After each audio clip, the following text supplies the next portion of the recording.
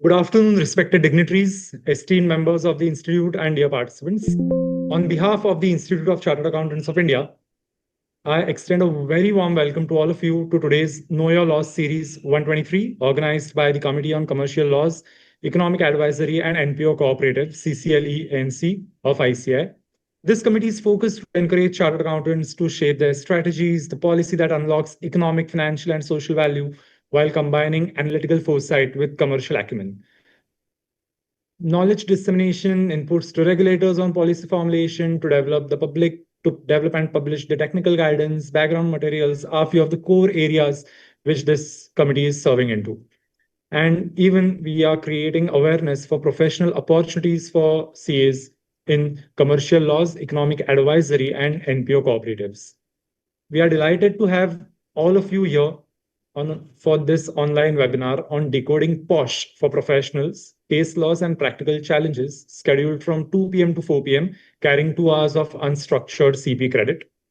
As you know, the Posh Act 2013 is no longer just a compliance requirement, but it is a reflection of an organization's culture, governance, and ethical responsibility.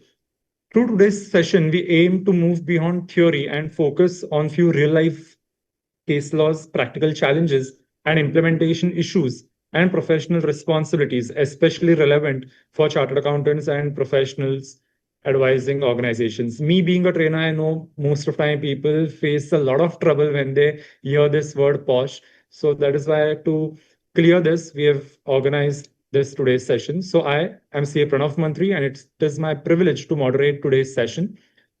Before we proceed further, I would just like to place on record our sincere gratitude to CA Abhay Chajed, the chairman of CCLENC, and CA Pramod Jain, the vice chairperson, for their visionary leadership and continuous efforts in bringing such relevant and impactful knowledge initiatives for the members of the Institute. Now, it gives me immense pleasure to introduce our distinguished speaker for today, CA Aishwarya Prabhu. I had a call with her a couple of minutes back, and that time I realized that we both were in the same organization on the same floor. We never interacted though, but yeah, we were working in the same department way back at Accenture. She is fellow chartered accountant, founder and director of Ankankshar Consultancy Private Limited, and a certified Posh consultant and a trainer. She brings with her a rare combination of technical depth, practical exposure, and training excellence. She has extensive experience in POSH compliance and workplace safety, including awareness and sensitization programs, formation and training of internal committees, drafting and reviewing POSH policies, and handling investigations and case resolutions. In addition to POSH, she's also a seasoned expert in TDS, GST, taxation advisory, and the list goes on and on and on. She's also an ICI author and has authored the book, The Posh Act 2013 and Opportunities for CAs, a handbook for new horizons published by ICI, which serves as a valuable guide for professionals exploring this evolving domain. What truly sets her apart is her innovative drama based training approach, making sensitive subjects like POSH both engaging and impactful, especially for diverse employee groups across organizations. She has conducted polish and compliance engagements for several reputed organizations and is widely appreciated for simplifying complex legal requirements into practical and implementable solutions. We are truly fortunate to have you here today. So, with this, I invite C. Aishwarya Prabhu to take over the session and navigate us through the nuances of POSH law, landmark case laws, and real world challenges faced by professionals and organizations. Over to you. Yes, thank you, Pranav. Thank you so much for the wonderful introduction. So, before we without wasting any time, I would like to dive into the subject of POSH. So, I'd like to share my presentation.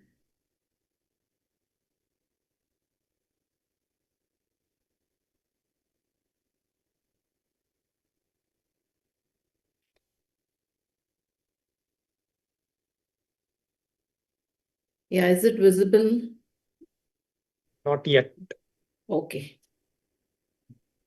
Okay, perfect. It's visible now. Okay. Yes, so like before we start into decoding Posh for professionals, so and getting into the very complex part of Posh, I would like to give you a brief introduction of what Posh Act is all about and how it got introduced. So this Posh Act basically it goes back to the year 1992 when there was an unwanted incidents which had happened in the state of Rajasthan. So there was a lady named as Bhavri Devi, and she was working as an Anganwadi worker for the state government of Rajasthan. Her primary responsibilities were eradication of child marriages in her district. And while performing her responsibilities, she had to visit a family who were into child marriage of their 1 year old daughter. And when she tried to convince them that this child marriage is actually unethical and it is illegal, the family got a bit they got a bit angry, they got a bit annoyed, they were not liking it that somebody is coming and telling them that they shouldn't be performing the wedding of their daughter. And that led to a like what we can say a gang rape on Bhavri Devi by the family members. And then Bhavri Devi stood up for herself. She tried to fight a case against that family, but again, as the family was very politically influential family, she couldn't actually stand up, and the court squashed her case. So after that, Vishakha, that is a committee of women who works in the state of Rajasthan, they came up and they tried to support Bhavri Devi. They tried to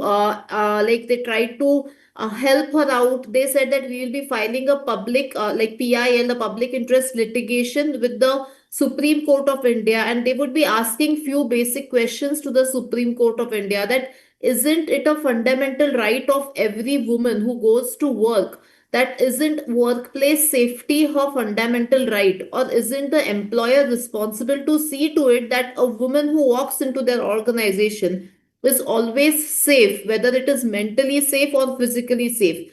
So it is the responsibility of the employer, to which the Supreme Court of India came in 1997 with a comprehensive guidelines. Now, these guidelines mention that firstly, safety of women at workplace is their fundamental right.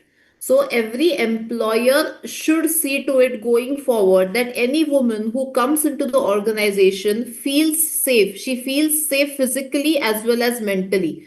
So, that is the responsibility of the employer, and it is no more the responsibility of any individual. So, apart from that female or any other male in the organization, it is the employer who's responsible to see to it that any woman who walks into the organization feels safe and she feels good at working at that place. So this was again, the Vishaka guidelines also stated few do's and don'ts for employers, so that every workplace becomes safe and a privileged workplace to work with. But as these were only guidelines, and many organizations after that, they just followed it on the paper, and actually when it came to practical compliance, it was zero. So in the year 2013, finally there came a POSH law, that is the POSH Act 2013, which was there specifically for prevention, prohibition, and redressal of any sexual harassment at workplace. So POSH Act 2013 came in the year 2013, which meant for prevention, prohibition, and redressal. So it was not only prohibition or redressal, it was also prevention. So how should an organization prevent from any such unwanted incidences from happening? So that was the primary fundamental mentioned in the POSH law. And after that, once prevention, if you're not if by placing measures for prevention, if still certain actions happen in the organization, or if certain incidences happen in the organization, then comes prohibition and redressal. So this is something about POSH law. Now when I say POSH is definitely applicable only for women employees. So only women employees can take refuge under the POSH Act 2013. Male employees or any other gender will not be covered under the Posh Act 2013. Now, does that mean that, okay, I have a firm of 10 or 20 people and I do not have any female employees working with me? So, does that mean that I am not covered by Posh? So, in this case, the answer is no. Even if I am not employing any female employees, I have visitors, I have my clients, or I have somebody who's coming in for interviews, they might be females. So all these females, whoever visit the organization, also have a right to raise a complaint under the Posh Act 2013 if they face any kind of harassment at that specific organization. So, irrespective, you engage with female employees or you engage male employees or any other gender for that sake, definitely Posh Act becomes applicable after a certain number of employees is crossed with the organization. So we'll be looking at the intricacies as and when we move forward. But then these are very fundamental things which I actually come across whenever I conduct seminars or whenever I conduct sessions or whenever I am a consultant for organizations. They have a question that, okay, we do not have any female employees. So I think we are not, Posh is not applicable to us. Or that I have only freelancers with me. So that Posh, and they are not my employees at all. They are freelancers, they are consultants working with me. So I don't think Posh is applicable. But the answer here is no. Let it be a freelancer, let it be a consultant, let it be a on contract labor, whatever it is. If you have female employees, it is mandatory. Even if you do not have female employees and your employee count exceeds beyond a certain limit, that is 10. So if you have 10 or more employees at your workplace, irrespective of the gender you have employed, Posh compliance is mandatory.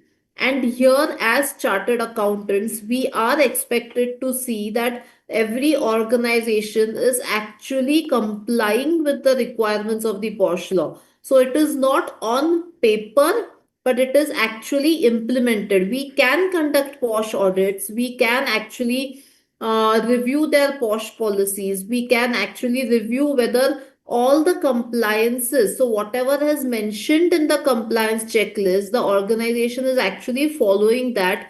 It has that good work culture that everybody feels safe to work in the organization. So as chartered accountants, we are not only their financial auditors, but we should also check whether each workplace is safe, because might be tomorrow from our firm there would be some girl who might go and audit their organization. She might be visiting that organization for audit purpose, and if she faces any harassment as an employer, we would be responsible towards her safety. So we have to consider Posh implementation a very important thing for each of our clients going forward. Now, the agenda for today, why is this webinar? What is Posh Act 2013? What are the three pillars of the Posh Act? What is the role and status of the IC? Then we'll be covering few case laws. Then what are the practical challenges while implementation of the Posh Act? Posh as a governance tool, and then question and answers. Yes, so why this webinar is important? So basically, in recent years, if we have observed that definitely organizations have started complying with the requirements of the Posh law. They have started understanding that Posh is important when it becomes when it comes to the culture of the organization, when it comes to women's safety at the organization. But if you have observed, there is a sharp rise in writ petitions. Now, what are these petitions? These petitions are petitions from the complainants in the organization. So, complainants under the Posh Act, that whatever investigations were undertaken were not according to the Posh compliance, or were not according to the Posh guidelines. So there has been a sharp rise in writ petitions challenging internal committee findings across India. So there are a few high courts like Madras High Court, Madhya Pradesh High Court, Bombay High Court, which are constantly scrutinizing organizational processes with, with a rigorous exercise. So basically, it has been observed that definitely companies are compliant on paper, but when it comes to actual implementation and actual processes, most of the organizations are lagging here. They have a IC on paper, they have an internal committee on paper, but then the processes which are mentioned in the act are actually not being implemented. And that is why when a complainant files a complaint and they feel that the complaint was not investigated according to the POSH Act 2013, they are ending up filing a case with the high courts and supreme courts going forward, that okay, the internal committee was there on paper but it was not functioning effectively and my case has not been resolved effectively. So courts are no longer asking the organizations whether you are compliant. So the court is not asking the organizations whether they are compliant or whether they had the intention to get complied. They are examining the process which makes the organization compliant.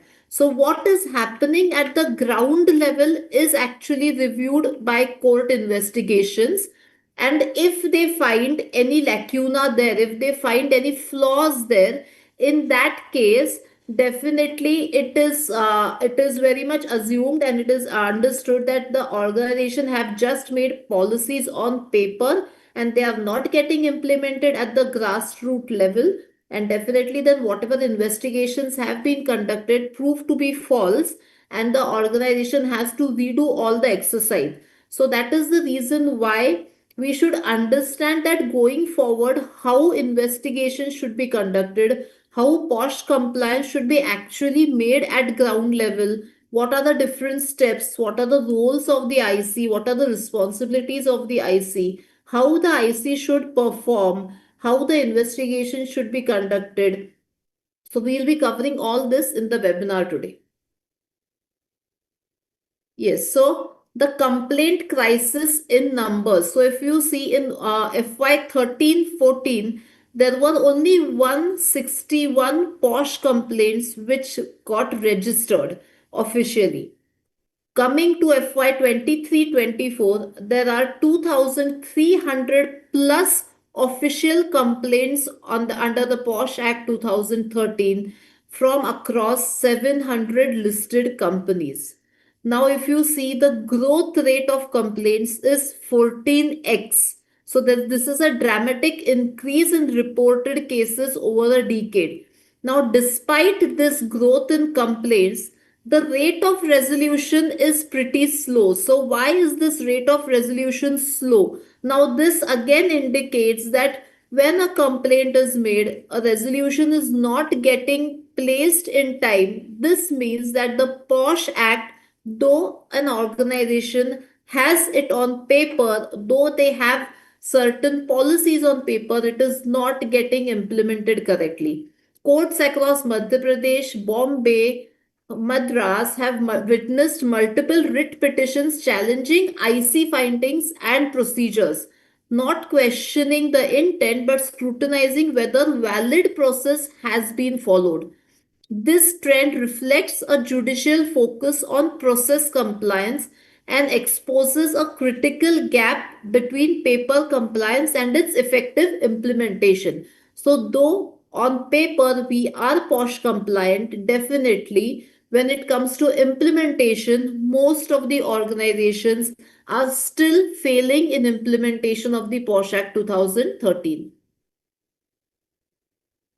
Now, let us understand what are the objectives of this Sexual Harassment Act 2013. So, basically, the primary objective of the POSH Act 2013 is to make a workplace safe for women employees. So, safe in the sense it is free from any kind of sexual harassment for all the women employees.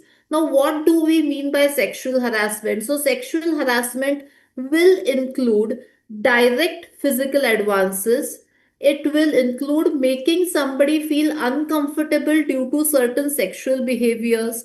It will cover quid pro quo harassment, that is something in return of something. So I offer you a promotion and I expect certain sexual favors from you. So that is quid pro quo harassment. So sexual harassment would cover such harassments.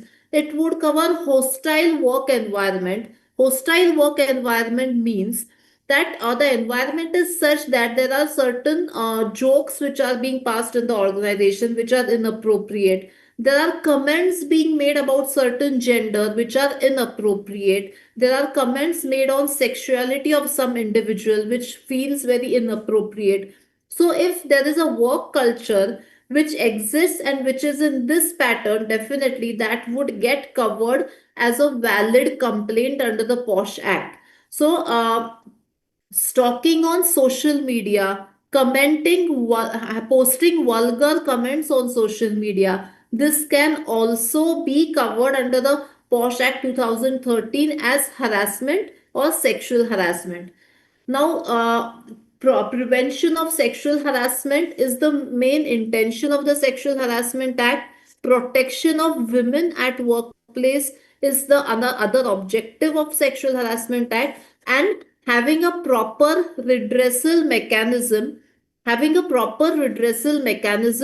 is the primary intention of the Sexual Harassment Act. So, even if we have certain measures in place and still going forward, if there is any unwanted act which happens in the organization, then there should be a proper redressal mechanism in the organization which would see to it that the person who was involved in such type of harassment gets adequately punished. So there should be prevention, there should be prohibition, and there should be a redressal mechanism in the organization, so that when all these three are functioning effectively, we can say that we are complied under the POSH Act 2013.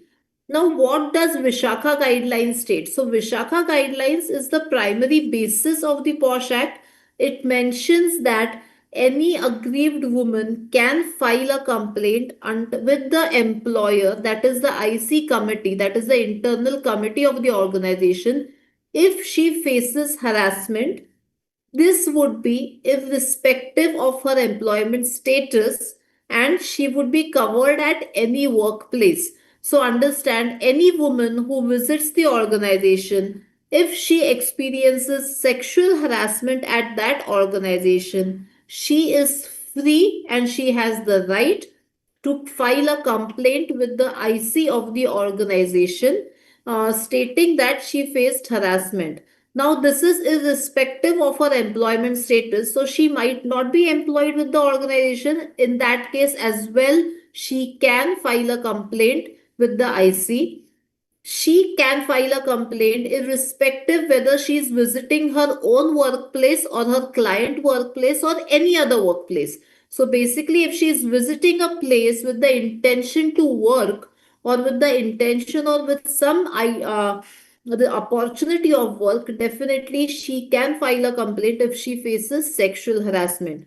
Now, supposedly, I visit my workplace. I use my company provided cab for visiting my workplace, and if I face harassment in that cab, in that case, I can go to my employer and file a complaint, because the cab facility is also provided by the employer. So the moment I leave my house, I get covered under the POSH Act 2013, and I have right to file a complaint under the POSH Act 2013. Now, workplace will cover the physical premises.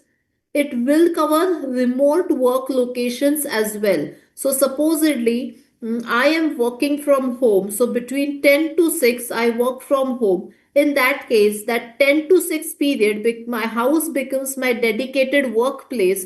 And if I face any harassment, so I face harassment online through video calls, or through Teams Messenger, or through any such kinds of online platforms where my colleagues harass me online. In that case, also, I can file a complaint with my employer saying that I have faced workplace harassment through online modes.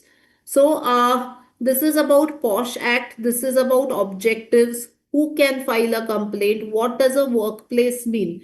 Now there we are currently talking about organized sector, but again unorganized sector is also covered under workplace. So fields or might be domestic helpers who come at our houses to clean the vehicle, to clean our vessels.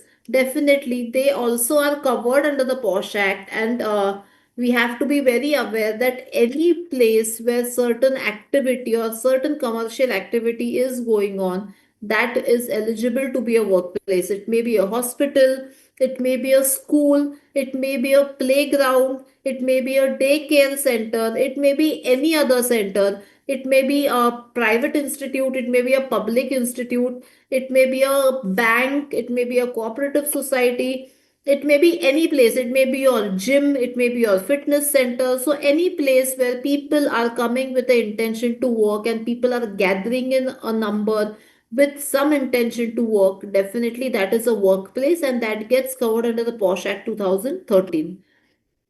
Now, what are the employer obligations under Posh Act 2013?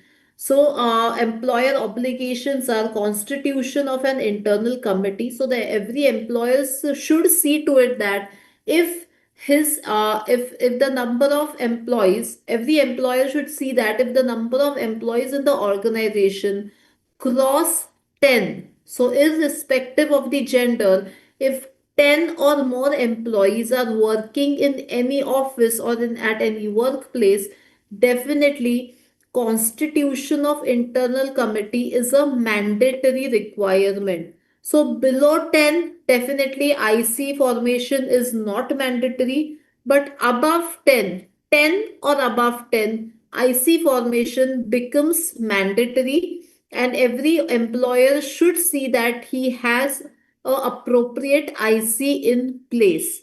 Now, once the IC is formed, the employer should see that the names of the IC members are displayed at visible places in the organization. So once you form your IC, the job is not ended. You should display the names of the IC members at visible places at your workplace. Now, thirdly, awareness sessions, that is gender sensitization sessions, should be, it is a mandatory requirement that at least one program per year should be conducted in every organization, irrespective whether they have a IC or they do not have a IC. So if you do not have 10 employees, in that case as well, gender sensitization, that is Posh awareness session, is very much mandatory for all the organizations. And lastly, if any complaint comes up, confidentiality of the complaint is utmost important. So the employer, that is the IC, will have to see that if a complaint comes up, whatever content of the complaint is there, that is who has filed a complaint, against whom the complaint has been filed, what has happened, what was the incidents, all these things should be highly confidential. It should not be disclosed publicly, nor it should be discussed anywhere in the organization. So these are the employee obligations when it comes to Posh. Now, what are the redressal timelines under the Posh Act? So, once a complaint should be filed in a written format only. A oral complaint will not be considered as a valid complaint under the Posh Act 2013. A written complaint filed within 3 months of the incidents would be considered as a valid complaint. Now, the inquiry would be completed within 90 days of the written complaint. So, within 90 days, the inquiry must be completed, and a report of the inquiry should go to the employer, that is the management, within next 10 days of the completion of the inquiry. Once this report is received by the management has to act according to the recommendations of the IC within next 60 days. And if any of the parties is not satisfied by the investigation process, they have a right to further appeal within a period of 90 days. So within a period of 90 days from the receipt of the communication of investigation, that is the receipt of the report of investigation, both the parties have a right to appeal to the higher authority. Many of the times it directly goes to the Supreme Court or the High Court. So basically the appeal period would be 90 days once a report is received from the internal committee.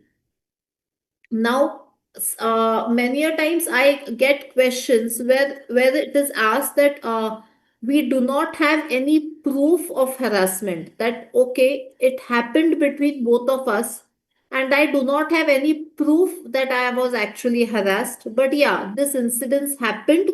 I am telling you the truth. It has happened. But how will I prove my case? So I do not have any proof. How will I prove my case? And how if I cannot prove, if I do not have any proof, should I actually file a complaint under the Posh Act 2013? So let me tell that under the Posh Act 2013, uh, a evidence or a proof is actually not mandatorily required. What is considered is the probability of the incidents which has happened. The probability would be considered. Preponderance of probability is not beyond reasonable doubt. That is lower threshold than criminal proceedings. If you see in criminal proceedings, we should have certain proofs to prove our point. But under Posh Act, even if the probability of the incidents is proved and is proved beyond reasonable doubt, in that case, definitely your case would be strong, and you would get an investigation which is fair from any biases which would be conducted. Now, what is the confidentiality obligation under the Posh Act? So, the IC should see to it that identities of the complainant and the respondent are strictly confidential. The identities are maintained confidentially. It is strictly confidential, that the identities are not leaked about the complainant as well as about the respondent. If it happens that the identities are leaked, or the case information or critical points in the cases are leaked in the organization, definitely the IC would be considered responsible for these disclosures, or might be whatever slip-ons has happened from the IC. The IC would be considered responsible, and they have to bear a financial liability for that. So each IC member will be penalized with a certain amount of penalty for not maintaining the adequate confidentiality of the case.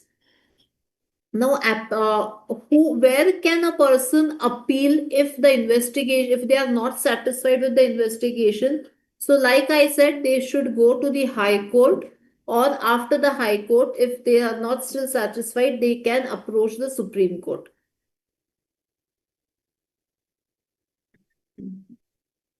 Why should the professionals must go beyond the bare act?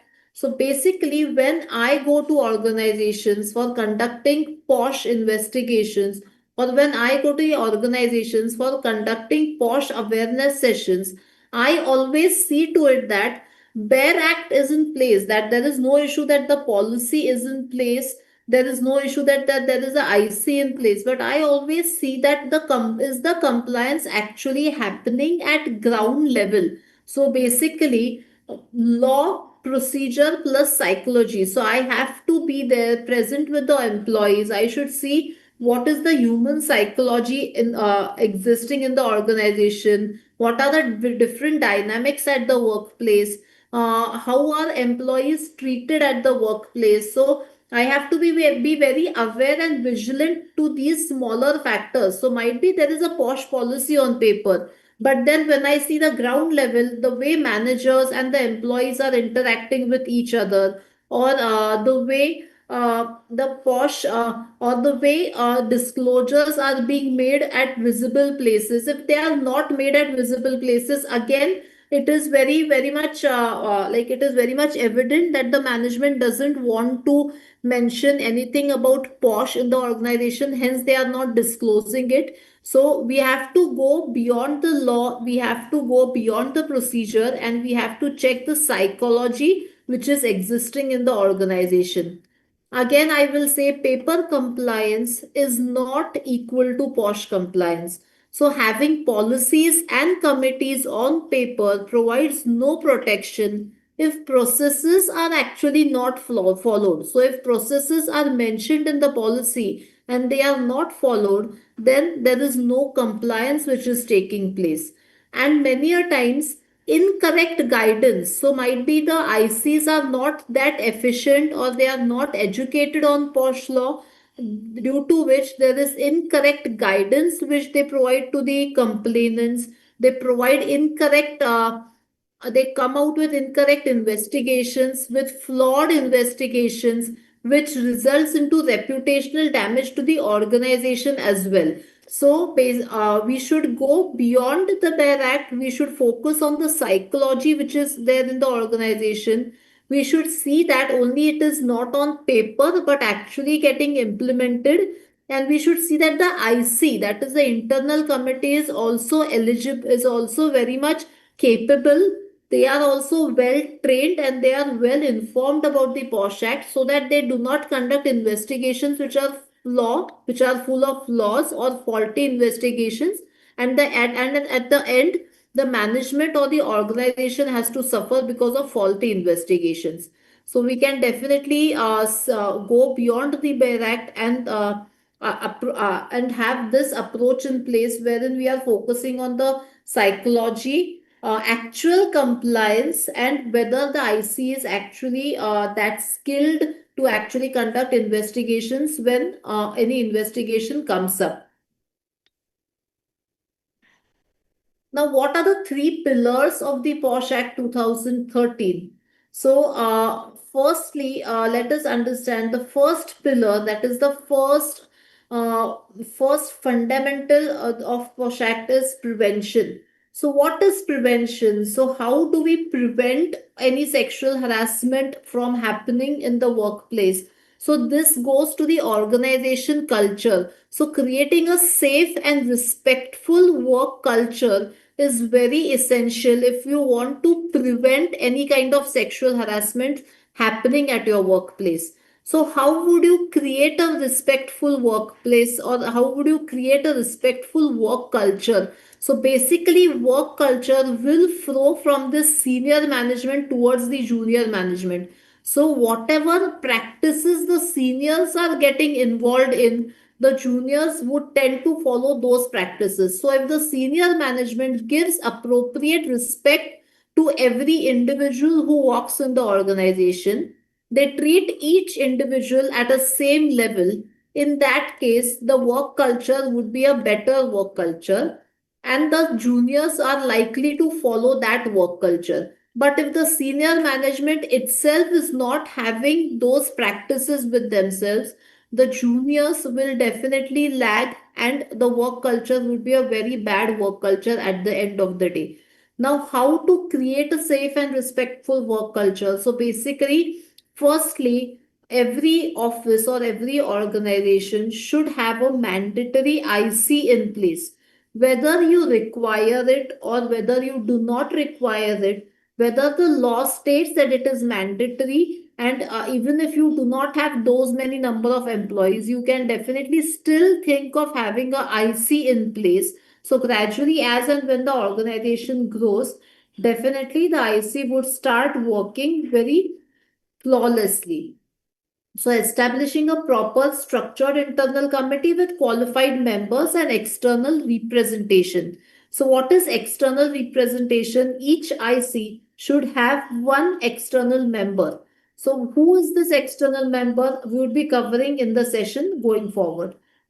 Now, POSH policy drafting. So, this is another step towards creating a safe and respectful work culture. We should draft a proper POSH policy which will cover all the important points of the POSH Act 2013. Now, creating a policy or drafting a policy is not enough. Each posh policy should be communicated with each and every employee of the organization. So the communication of the posh policy should be done at the organizational level. Each employee should be aware that there is a posh policy in existence in the organization. Now, conducting awareness and sensitization programs is also one step towards creating a safe and a respectful work culture. So, regular training sessions, basically, you can have training sessions once in a quarter, or once in a 6 months, or once a year. So, regular training sessions about POSH is a must to create a safe and respectful workplace. And identify risks at workplace, identify weak areas at workplace, and try to implement protective measures there so that we do not have any complaints. Now, the next pillar under the POSH Act 2013 is prohibition. So, what do we mean by prohibition? We should set clear behavioral boundaries. We should have a zero tolerance approach, and we should have a deterrent disciplinary framework. Now, clear behavioral boundaries means explicitly defining what constitutes sexual harassment through policy, language, examples, and training materials that leave no confusion in the minds of the participants. So, clear boundaries are set about sexual harassment.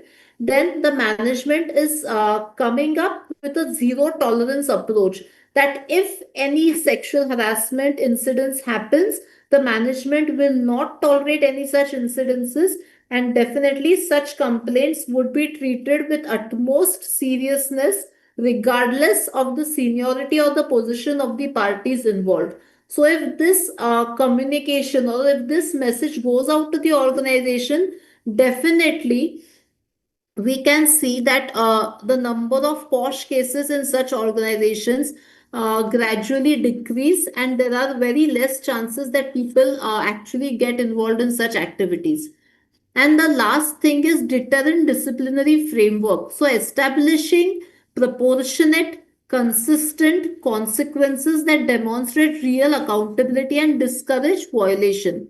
Now, what is the management responsibility here? That the leadership teams must model appropriate behavior and face consequences for violation or failure to act on complaints. Protecting complainants and witnesses from adverse employment actions, creating safe reporting environments. So, what happens is many a times, because an employee was very important for an organization from a sales perspective, or for some certain revenue perspective, it is seen that certain set of employees are always protected by the management. But if this approach is followed, definitely it clearly mentions that though the management says they have a zero tolerance approach, they are not following that. So instead of that, we should try to protect complainants and witnesses from advanced actions, and create a safe working environment. The last pillar of the POSH Act is redressal. So, what do we mean by redressal? Redressal is that if any complaint comes up, then how is the complaint resolved? So, basically, access complaint mechanism should be in place. So, accessible complaint mechanism, that is the IC committee, should be accessible to each employee in the organization. They should be able to communicate freely with the IC committee. They should be able to communicate, or they can reach out to the IC committee in a very free manner. So there should not be any barriers between the employees and the internal committee. Then whatever investigations are being conducted should be fair investigations. They should be free from all kind of biases.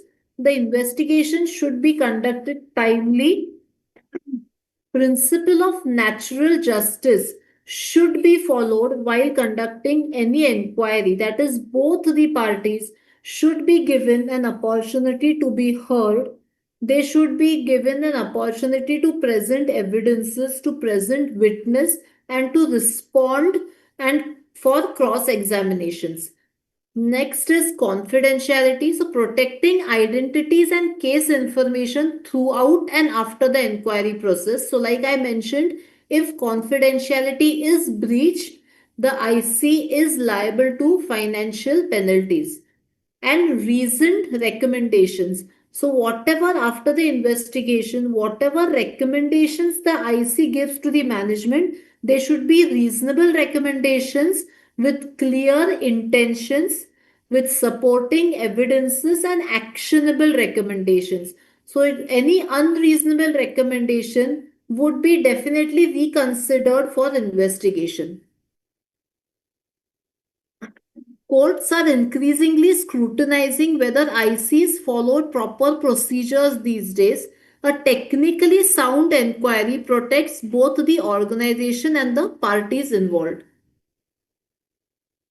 Now, who can file a complaint? So, who's a aggrieved woman? So, Section 2A of the POSH Act 2013 says that any woman, irrespective of her age, so any woman irrespective of her age, so many a times when we visit organizations it is found that the management says कि हमारे यहाँ तो सारे 40+ ladies है यार, 40+ years की ladies है तो उनको काहे का सेक्सुअल हरासमेंट होगा. So irrespective of the age, the POSH Act says that any woman can file a complaint. So she might be a 40+ age woman, she might be in her late 30s, she might be in her 20s. That has nothing to do to get yourself complied under the POSH Act 2013. Now, whether she is employed or not, like your visitor can file a complaint, a client can file a complaint, a consultant can file a complaint, an intern, an article can file a complaint. Anyone who visits the organization with the intention to work can file a complaint. Even a woman who visits the organization for giving interviews in the organization has a right to file a complaint. So, whether employed or not is not considered important. Whether she is a permanent employee or a contractual employee is not given importance. She has visited the organization with the intention of certain work is only relevant factor here.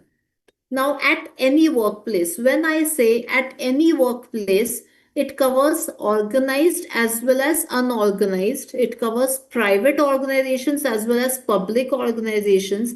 It covers physical offices as well as remote working opportunities. It covers any other events which are work related. So, team outings or office outings would also be considered as a place for harassment if there is any such incidents which occur during office outings. So any workplace covers organized, unorganized, and any place where people are working together. Now, who alleges sexual harassment? So, any woman who claims to have experienced sexual harassment can file a complaint. So this is a very broad definition when we consider as an aggrieved woman under the POSH Act. It is a very comprehensive protection which the POSH Act offers to every woman. So she should not feel left out that she is not a permanent employee, hence she cannot file a complaint. No, nothing of that sort. Irrespective of her employment status, irrespective of her marital status, irrespective of any other things, she has a right to file a complaint under the POSH Act 2013.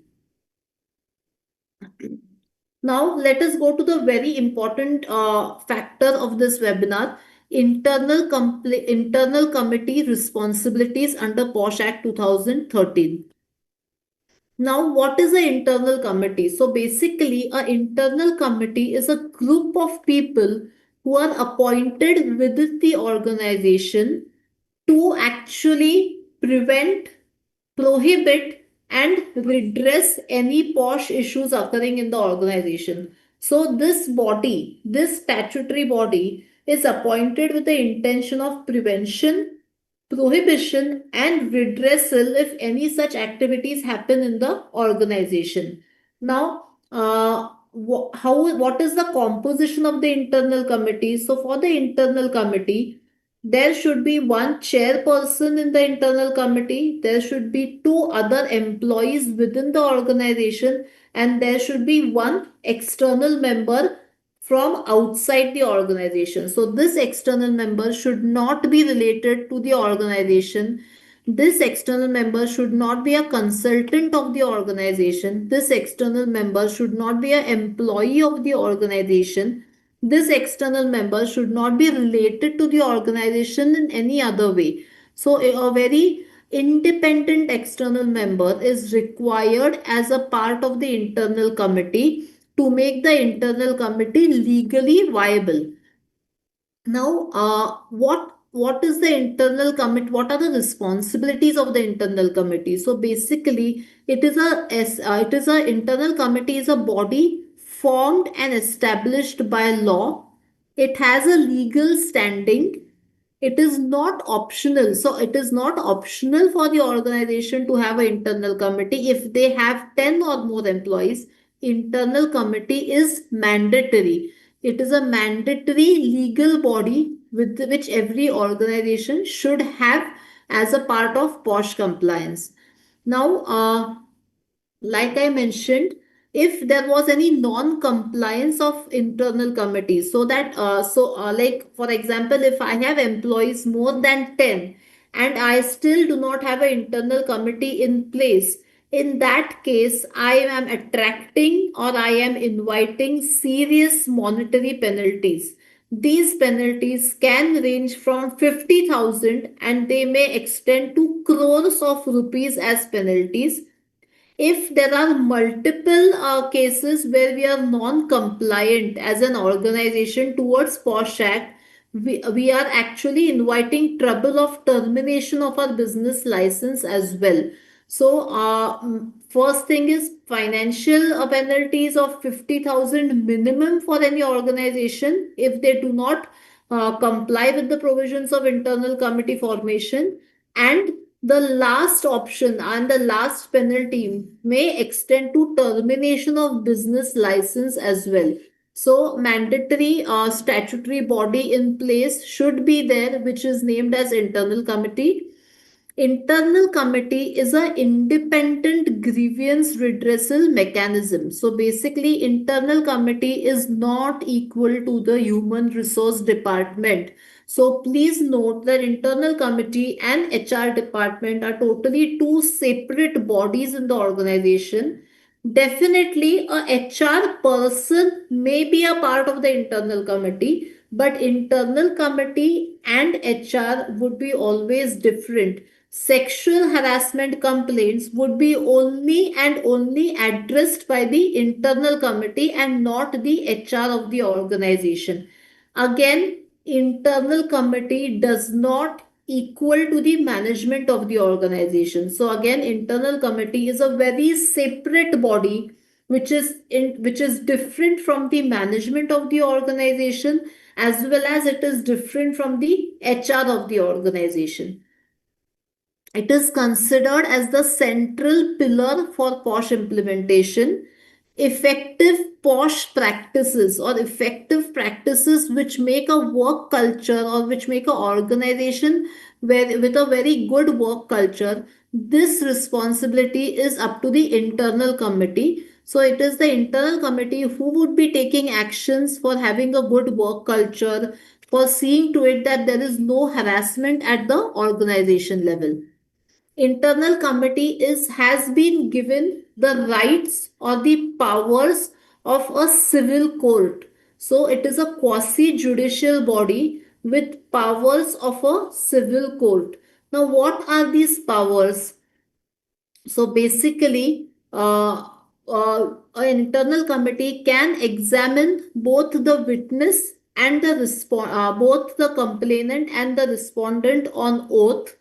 They can definitely again they can call for witnesses, they can issue notices, they can issue summons to parties involved. So they have the powers like that of a civil court, and they are considered as a quasi judicial body with adjudicatory functions. Now, what are the common misconceptions when it comes to posh complaints? So, it is only so there are many misconceptions when it comes to posh complaints. So basically, only employees can complain. So again, this is a myth that only employees can complain under the Posh Act. Reality is even visitors, clients, contractors can file a complaint under the Posh Act. Protection extends beyond permanent employees to anyone present in the workplace. Now, what is the second myth? Complaints must be made immediately. So, if you do not make an immediate complaint, it shows that you have malicious intentions. But this is not the case. Delays in complaints can be condoned under the reasonable circumstances. So, the law recognizes that victims may need time to come forward and file a complaint. So, if the offense is very grave, and if the victim has gone through a lot of mental trauma and mental pressure, and if the victim comes after the timeline which is mentioned to file a complaint, these delays can be condoned under reasonable circumstances. So, if even if a complaint is not coming immediate, the IC will not state that okay, you have filed a complaint after 6 months. That means that you had malicious intentions and you just wanted to trap this person. So you are thinking and you are making your game plan ready. So this is not the case. If the complaint is very reasonable, if the complaint is very grave in nature, the IC will have to condone delay and actually start investigation on the case. Myth: only office incidences count. So this is a myth. Like I mentioned, transport, virtual spaces, off-site workings, office events, office parties, all these are also covered if harassment takes place at those locations. Next is senior women don't need any protection. Like I mentioned, there are people who say that we have 40 plus of years, like 40 plus year category of women employed in our organization, and we do not need that they have any issues of sexual harassment. So no, that's not the case. Age and seniority are irrelevant. Every woman in the workplace, regardless of her position, regardless of her age, needs protection under the POSH Act 2013. Now, what are the different powers and responsibilities of the internal committee? So, basically, investigative powers: summon parties and witnesses for testimonies, call for and examining relevant documents, record statements under oath for legal validity, conduct thorough independent inquiries, and if we see that all these investigating powers give a legal standing to the IC, so whatever findings have come up in the investigation have direct legal consequences for all the parties involved. They are expected to, IC is expected to act independently and impartial all the time. So it should not be that okay, the person against whom a complaint has been received is my friend, so I try to be a bit biased. There should be a bit, I try to be a partial from for that person. But then this is not the case. IC should be always independent and impartial all the times. Decisions can be challenged only in higher courts, so you cannot go to a lower authority to challenge any of the investigations conducted. So only the higher courts would be actually in a position to resolve your investigation concerns. And recommendations are binding on the employer. So whatever the IC comes up, so whatever recommendations the IC comes up, it is binding on the employer. It is not optional for the employer. So if a IC recommends that a person has to be terminated from employment, the employer has to terminate that person from employment. So it is not a the employers do not enjoy a right where they can say that if it is not beneficial for the organization, we wouldn't be going according to the IC recommendations. No, that is not the case. Whatever the IC recommends, the employer has to follow. So the IC is not merely a HR function. It operates as an independent quasi-judicial authority with significant powers and corresponding obligations to ensure fair, lawful handling of sexual harassment complaints. Now, what are the core principles governing IC functioning? So basically, there are certain fundamental principles which are there which actually govern the IC functioning. So what are these fundamental principles? So principle of natural justice. So all proceedings must uphold fundamental fairness. No party should be disadvantaged by procedural irregularities. Decisions must be made through proper legal process. Fair hearings to both the parties, so that is the complainant and the respondent should be given an equal opportunity to be heard. Absence of bias, so IC members must remain neutral and objective. Personal relationships, preconceived notions, or management pressure must not influence the inquiry process or the outcomes. Reasoned decision making. So, every finding and recommendation must be supported by evidence and clear reasoning. Arbitrary or unsupported conclusions undermine the inquiry's legal validity and strict confidentiality. All inquiry details, statements, and documents must remain confidential. Any breach of confidentiality is punishable offense that can invalidate the entire process. Now, understanding the standard of proof. So, like in under criminal law, a proof or the evidence is considered to be at most important if a case has to be proved. But this is not the case when it comes to a Posh Act. So basically, unlike criminal cases requiring proof beyond reasonable doubt, Posh enquiries use the civil standard, that is a lower but appropriate threshold for workplace matters. So basically, even if you prove the probability of any incidents, definitely that would be considered as a sufficient evidence for any Posh complaint. The IC should determine which version of events is more likely to be true. The scale need only tip tight slightly in favor of one party's account based on available evidence. So basically, the IC, when it conducts investigations, should determine which version of events is more likely to be true. They can take help of psychologists in this case, where psychologists visit the investigation and depending upon the physical, the mental characteristics of both the parties involved, the psychologist also help ICs to actually come to a reasonable conclusion that which events are likely to be true. Circumstantial evidence is acceptable. So, direct evidence isn't always required. Patterns of behavior, witness accounts, electronic communications, and other direct evidences can also support the findings. And conduct and consistency matters. So, how parties behave during inquiry, how consistent are they during their statements, and alignment with collaborating evidences, all these factors would be considered into credibility assessments. Now, judicial perspective of internal committees. So, the internal committee is not an empty formality, it's an inquiry. Its inquiry must reflect fairness. So, courts have always consistently emphasized these days that IC proceedings must meet rigorous standards of procedural fairness and thoroughness. When inquiries are conducted casually or without proper adherence to principles of natural justice, court will not hesitate to set aside the findings and order fresh inquiries.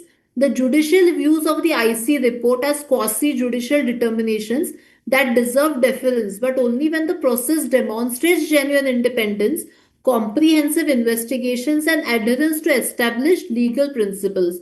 Employers and IC members alike must recognize that their actions are subject to judicial scrutiny.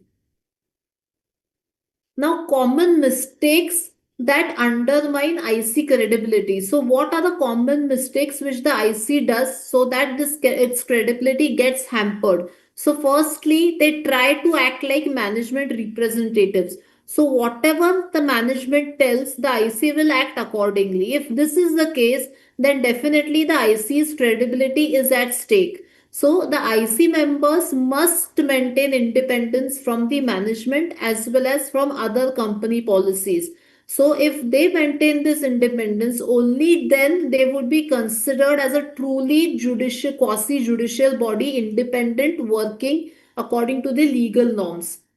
Moral policing. So the IC's role is to determine if sexual harassment has actually occurred and under the legal definitions. So the IC should not judge personal persons morally by their lifestyle choices or their relationship dynamics. So the IC is not a moral police there. They should work legally. That's it. Inadequate documentation, poor record keeping, missing statements, incomplete evidence trails can render an otherwise sound inquiry legally vulnerable. Meticulous documentation is essential. Predetermined mindset. So, approaching inquiries with assumptions about the other party's guilt. So, the IC should not have a predetermined mindset. They should be having an open approach towards both the parties involved. And if they have this approach, only then the investigation would be a fair investigation. Casual approach towards timelines. So, statutory timelines exist for a good reason. Delays cause evidence degradation, witness memory issues, and deny parties timely resolution. So, strict adherence to timelines is definitely required when it comes to IC credibility. So, if a IC does not conduct inquiries within time, they do not end inquiries within time, definitely their credibility is at stake. Critical importance on IC constitution. So many a times the organization is not aware that how a IC should be constituted or what should be the constitution. So basically, Section 4 of the Posh Act gives a very detailed explanation about how a IC should be formed. So each IC would have minimum 4 members. Definitely, one should be the chairperson. Now, the chairperson should be a woman employee in the organization who is at a senior position. So, irrespective of her age, if she is at a senior position in the organization, she can become a chairperson. 2 other employees from within the organization and one external member. 50% of the IC's constitution should be of females, and one male or 2 males is absolutely fine, but 50% of the IC composition should be females. Now, many a times it happens that because the IC is not constituted properly, any investigation which is conducted by the IC, if the IC is not formulated according to the law, the investigation becomes a process which was just wasteful, and the court will not consider that investigation to be an appropriate legal investigation. Like I mentioned, the chairperson should be a senior woman employee, minimum 2 members, 50% women members, and one external member. Now, this external member is required to have an experience with NGOs or a legal background or extensively working in the area of POSH. So why an external member is required? So an external member is required to bring independence and specialized expertise during investigation. The word of the external member or the decision of the external member is considered final when any investigation is being conducted and there are differences in opinions within the IC members, whatever recommendation the external member gives is considered to be final. So always remember, proper IC for constitution isn't optional. It's the foundation upon which valid inquiries are built.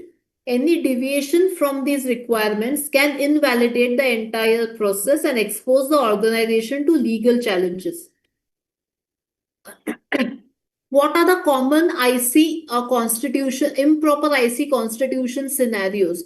So, no external member appointed makes the IC constitution improper. external members lack independence. So, if the external member is a company consultant or a company vendor or someone with financial ties with the company, then again he is not considered as to be an independent external member, and again the IC would be at fault. It would be a faulty IC. Presiding officers, not the senior woman employee. So the presiding officer does not meet the legal requirement of being a senior level woman employee at the workplace.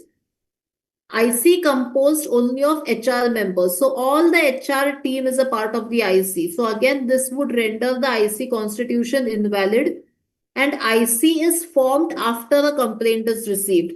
So till a complaint was received, there was no IC in the organization, and the IC is immediately formed after a complaint is received. Again, this would be considered as improper IC constitution, and whatever recommendations the IC would be giving, they would not be considered as legally viable.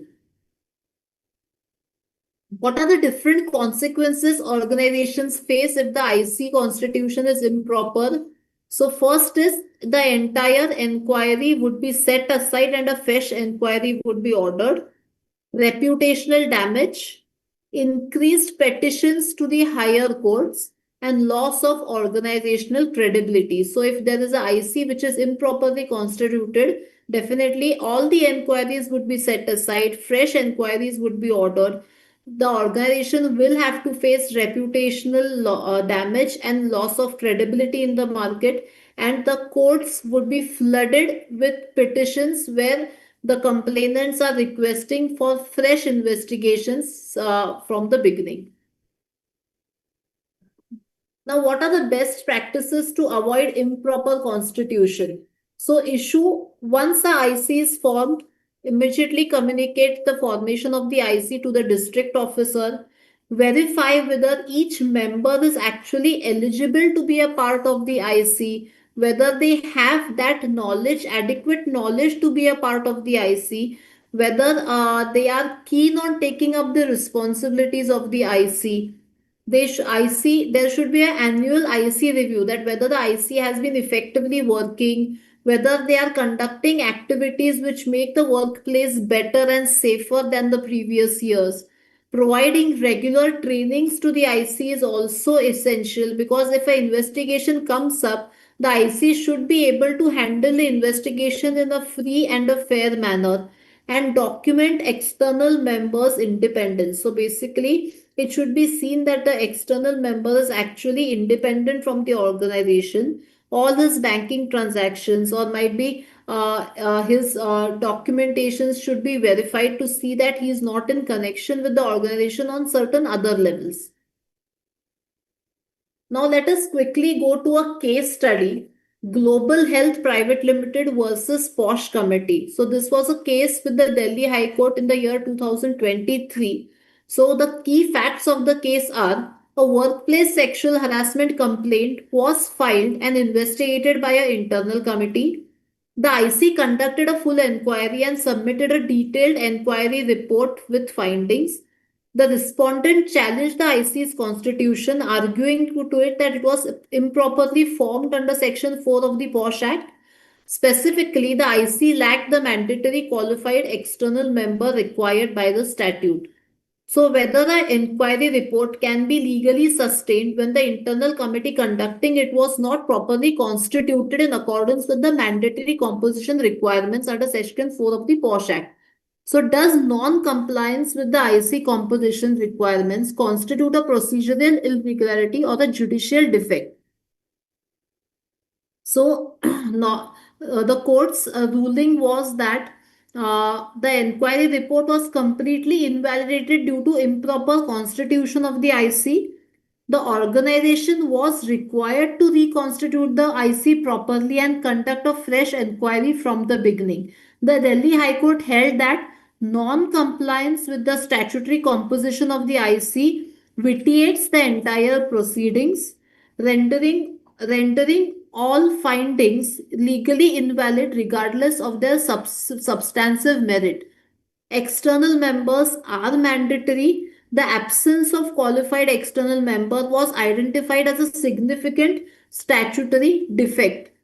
substantive, not procedural requirement. So the court also emphasized that a duly constituted internal committee is not a procedural formality but a substantive statutory requirement that affects the very jurisdiction to conduct an inquiry. Goes to root of jurisdiction. So the judgment clarified that improper IC constitution goes to the root of the jurisdiction, meaning the committee lacked legal authority to conduct the inquiry from the outset. Now the next case is it it is Shiv Shankar versus the Union of India. Again, natural justice violations in IC proceedings. So the facts of the case are the sexual harassment complaint was investigated by the internal committee, which submitted findings against the respondent. The respondent subsequently challenged the inquiry report before the High Court. Key allegations: the respondent alleged that he was not given adequate opportunity to defend himself. Documents and statements relied upon by the IC were not shared. No proper opportunity for cross examination was provided, and the inquiry appeared predetermined. So, the legal issues before the court: whether an IC inquiry under the Posh Act can be sustained if principles of natural justice are violated, even when the IC members acted with good intentions and believed that they were protecting the complainant. Now, what did the Delhi High Court come up with? The Delhi High Court delivered a comprehensive judgment emphasizing that procedural fairness cannot be compromised in posh inquiries, regardless of the underlying allegations. So, firstly, IC performs quasi judicial functions. The High Court held that the internal committee performs a quasi judicial function similar to administrative tribunals, requiring adherence to established legal principles. Natural justice is mandatory. The court ruled that principles of natural justice are mandatory in all IC proceedings and cannot be waived or diluted under any circumstances. Fair hearing components. Fair hearing includes proper notice of allegations, access to all materials relied upon by the IC, meaningful opportunities to respondent, and rebut evidence, and impartial decision making free from bias. So, even in posh inquiry, fairness of procedure cannot be sacrificed at the altar of expediency. This landmark observation reinforces that protecting complainants does not justify denying respondents their fundamental right to a fair hearing. So what went wrong procedurally here? That respondent was not supplied copy of evidences, then respondent was not given a chance to be heard properly. There was no cross examination which occurred in the entire investigation procedure. So the inquiry report was ordered to keep set aside, and a fresh inquiry was actually again implemented according to the High Court's order. Now, common natural justice violations. So, what are the common natural justice violations which we can observe in the organization? So, no opportunity to the respondent to be heard, no chance of cross examination, any evidence or documents relating to the investigation are not being shared to any of the parties. There is a bias or certain preconceived notions or opinions which are happening in the throughout the investigation process, one-sided questioning, and no reasoned findings. Now, delay in filing complaints. What is the legal perspective? So, Saurabh Kumar Malik versus Comptroller and Auditor General of India. The facts of the case are: the complainant raised allegations of sexual harassment after a considerable delay from the date of alleged incidents. The respondent challenged the admissibility and credibility of the complaint primarily on the ground of delay, making two key arguments. The complainant was an afterthought motivated by other workplace disputes. Delay itself fundamentally discredited the allegations and should result in dismissal. So, legal principles of delay. Court have consistently held that while delay is a relevant factor, it cannot be the sole ground for rejecting sexual harassment complaint. natural and severity of harassment, explanation provided by for the delay, power dynamics involved, trauma and psychological impact, and corroborating evidence available. Organizations must access delayed complaints on their merits rather than mechanically rejecting them. So if you see, legal issue was there was a delay, but the Delhi court came up with the observation saying that sexual harassment complaints cannot be equated with ordinary service disputes. Delay is a natural and understandable due to trauma, fear and retaliation, social stigma and power imbalance. So if there is a delay caused by any trauma or certain psychological factors, definitely the IC should consider the case and they should conduct a fair investigation. Now, what is false complaint? So, in Medha Kotwal Lele versus Union of India, the court clarified that the provisions for actions against false complaints must not be misused. Fear of retaliation should not silence genuine complaints. Section 14 must be applied sparingly and cautiously. Punishments for false complaints is an exception, not the rule. So, what are false complaints? So, any complaint is not proved to be true is not a false complaint. So, basically, if there is insufficient evidence, it does not make a complaint false. If there are lack of corroboration or there are contradictions, it does not make a complaint false. If where evidence is inconclusive, the respondent is given the benefit of doubt as per natural justice principles, and the IC cannot definitively determine the veracity of allegations based on available materials. So basically, if any complaint is not proved, that complaint cannot be considered as false.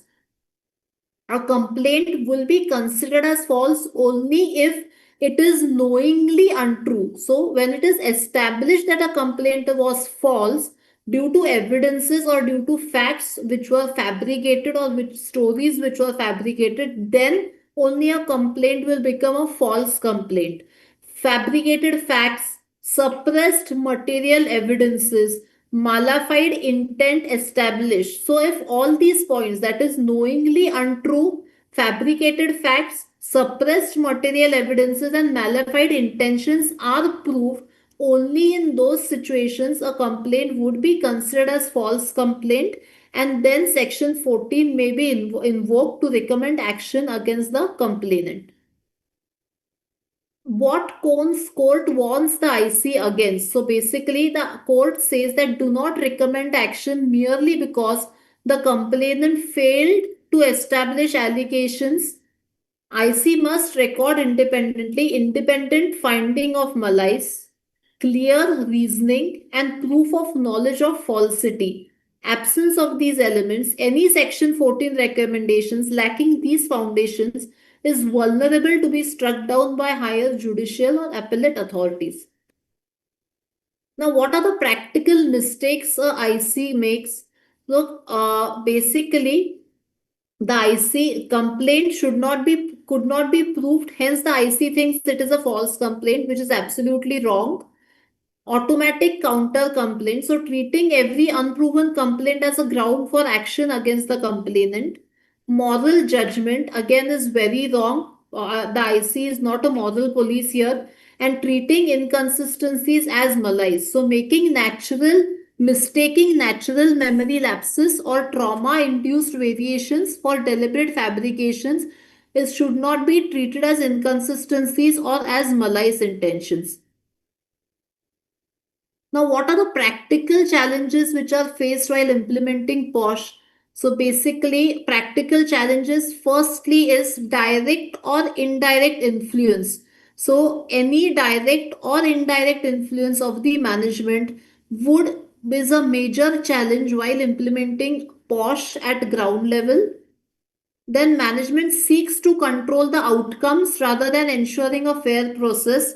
Again, management control comes here, and then again, all the POSH processes become actually only on paper, and then there is no proper implementation at the ground level.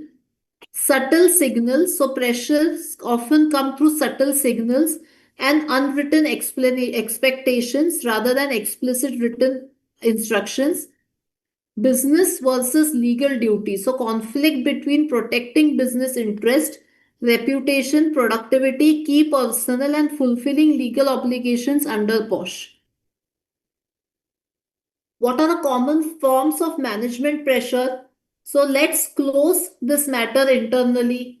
Emphasize on company's reputation, urgency to wrap up investigations, informal discussions outside the proceedings, procedure to protect key employees. These all would be considered as formal forms of management pressure. How does pressure typically manifest? So, denial of complaint registration, then influencing inquiry over the scope, that is, restricting the depth of investigation to limit exposure of facts or protect certain individuals, curtailing witness examinations, that is, limited access to witnesses or discouraging witnesses from giving their evidences, drafting altered findings, so drafting or altering findings basically, so changing the witness statements or changing the witness intent which they wanted to mention through their statements, and resistance to implementing recommendations, so delaying, diluting or refusing to act upon the IC recommendations, especially where they involve senior personnel. So these are typical signs which actually just reflect that the management is trying to pressurize the IC from the IC investigations. So any influence, direct or indirect, on the functioning of the internal committee defeats the very object of the POSH Act. For the IC members, it is very important to resist all forms of pressure, document any attempts of interference, and they should submit these documentations to the higher courts if the investigation goes up to the higher courts. Now, what are the red flags for internal committee members?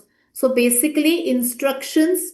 The internal committee members should see to it that if there are any instructions on desired outcomes, request to share draft findings, meetings with the external members which are happening without their presence, pressure to avoid certain witnesses, improper use of settlement, all these factors should be considered as red flags by the internal committee members.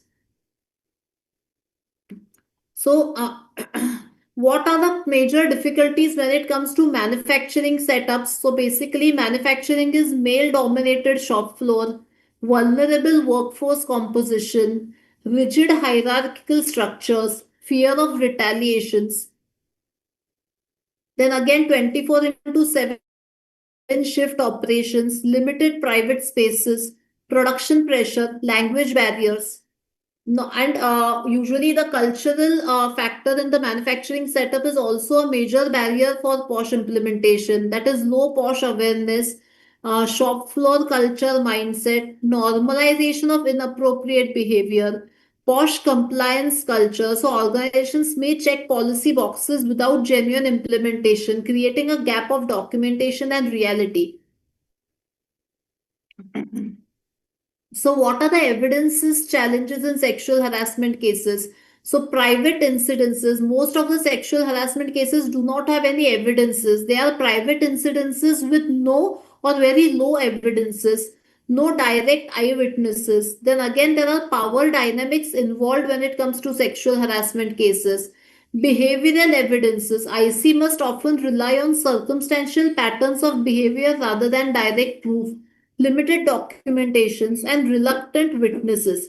So, when it comes to evidence, all these pointers would be considered as challenges for sexual harassment cases. Now, what the internal committees should avoid? The internal committees should not expect medical or forensic proofs.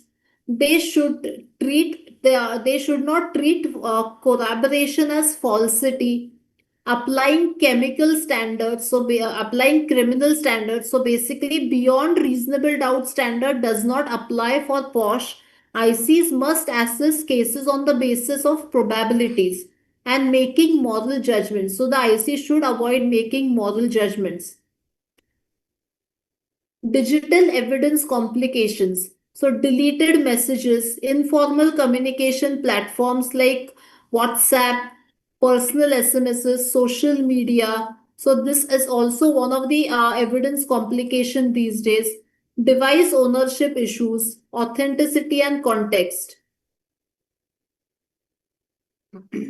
What is a legally sound approach to evidences? Holistic assessment of facts, collaboration, not mandatory, credibility and probability, document your reasoning. So sexual harassment inquiries must be evaluated on probabilities, not on the standards of criminal prosecution. Now, what are the do's and don'ts for professionals? So, basically, maintain professional boundaries at all workplaces. Be mindful of your words, gestures, and tones. Intent doesn't override impact. Respect personal spaces and physical boundaries. Stop immediately when behavior is unwelcome or someone says no. Communicate respectfully. Use official communication platforms for work related matters. Keep interactions transparent. Seek clear consent before engaging in any informal or social workplace settings. What are the don'ts?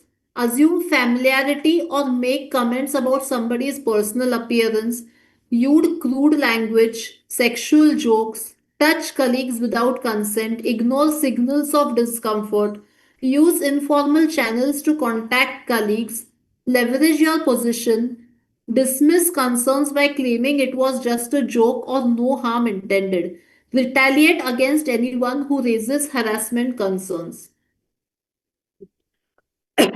And behaviors which cross lines, verbal misconduct, digital boundaries. So these days we are so much involved digitally. We share certain emojis which mean very different and we do not intend. But then we should have that digital boundaries set for ourselves. We should avoid verbal misconduct. We should avoid persistent attention to somebody and platform any communication platform should not be misused. Now, what do we mean when I say POSH as a governance tool? So, basically, strong governance starts with safe workplaces. POSH reveals how an organization exercises its powers and upholds accountability across all the levels. The governance cultural reality silence at the top enables misconduct at the bottom. Culture is governance in action. What you permit, you promote. Most posh failures become governance failures before becoming legal ones. So, courts test governance by process disciplines, not intentions alone. So, basically, ESG without POSH is incomplete and lacks credibility. Paper compliance creates dangerous governance blind spots. Governance is consistency, not crisis response. POSH is a governance tool to be leveraged, not endured. An organization that cannot protect dignity cannot claim good governance. Prevention reflects values, response reflects commitments. Yes, so here I'm ending my presentation and the forum is open for question answers now. Okay. So yes, we have a couple of questions. So I'll quickly read it one by one. One, I believe I have already, when I was introducing you, I had told about the ICI handbook, but still there is one question from one participant. Are Yeah. there any handbooks available, and could you please name which handbooks should they refer? Yes, so the ICI handbook is there. We have two handbooks on the ICI commercial laws web page where one is a primary introduction to POSH and the other is a advanced ICI handbook or the advanced handbook for chartered accountants. So definitely we can you can download those handbooks and refer them or else on the government of like on the website of on the Ministry of Women and Child Development you have the POSH Act itself, so you can download that POSH Act and you can start referring to it and read the POSH Act so that you will get the clarity. Okay, fair enough. Then there's another question that you were referring to court in between, higher court, higher court. Yeah. So there's one question that is that court the Supreme Court or you mean to say higher court? So first is like we follow this thing. First, a case would go to the High Court and then it would go to the Supreme Court. Yeah. Then one question is if a lady gives interview on virtual mode, Yeah. files a case of sexual harassment against the interviewer, will it be Hmm. still covered under Posh Act? Yes. So, whether it is virtual or physical, it does not matter. If there was an interview and if she faced harassment virtually, she can file a complaint under the Sexual Harassment Act. Okay. Then one question is it is applicable if it is more than 10 employees, but what Yeah. if there are no women employees? Still, will the act be applicable? Yes, so like I mentioned, irrespective of the gender, if you have 10 or more employees, POSH Act compliance is mandatory because not necessary that any person who's entering in your organization is a male. So it can be a female who can be your client and she visits your organization and faces harassment. And one person has texted, is Posh applicable only for women employees? POSH Act covers only women employees, but these days I always suggest organizations to make the policy is in such a way that it is a gender neutral policy. So it is called as the anti-harassment policy in the organization, but all the guidelines would be as per POSH. But when it comes to specific POSH, so if you want to approach a court when it comes to investigations, then only women employees are covered under the POSH Act 2013. Okay. So I believe these were the questions which were asked. Okay. So most of the things you have already covered. Yeah. So definitely. But yes, at the outset, I would express my sincere gratitude to you, as esteemed speaker for the day, because I know that the dwelling with this topic is not at all an easy task, but definitely you have properly segregated, and the case studies, the experiences which you have shared would definitely be helpful. The practical knowledge, and even it was quite a thought-provoking session. And your clarity on the provisions of the POSH Act itself, I believe, is really a boon to us, wherein many a times we face a lot of challenges, but we don't know how to navigate and what to refer, what not to refer, whether it is classified or not, 10 employees, which 10 employees. So all there were a lot of things in our mind, but definitely thank you for sharing your expertise and experience so generously. I would also like to thank all the participants for your active involvement. Why I'm saying active involvement? Because there were a couple of questions. So when there are questions, I believe that yes, audience were engaged and audience were listening to you. So that is why your thoughtful questions and even keen interest throughout the session would definitely have made this webinar quite interactive and resourceful. And my sincere thanks to the entire organizing team, the compliance team, the HR representatives, and all the technical support team over here. Because to arrange a webinar, it is not just moderation or speaker, but even there are a lot many people behind the scenes wherein they have to take a lot of efforts for seeing that the seamless coordination is taking place. So a special word of appreciation for them. And yes, I hope that today's session would have helped all of us gain not only just legal clarity, but even a deeper sense of responsibility towards fostering a dignified and harassment-free work environment, because it is very much important that people feel safe when you're working anywhere at the environment, and there has to be certain protocols which one must follow. So once again, thank you everyone for joining us and contributing to the success of this wonderful seminars. And as you know, our board is coming up with lot many initiatives, and this committee is coming up with lot many webinars. So stay tuned. The law series is still on. So stay tuned. Have a great day ahead and have a wonderful Christmas weekend and a fabulous New Year celebration. Bye bye. Take care. Thank you so much. Thank you. Thank you. Bye.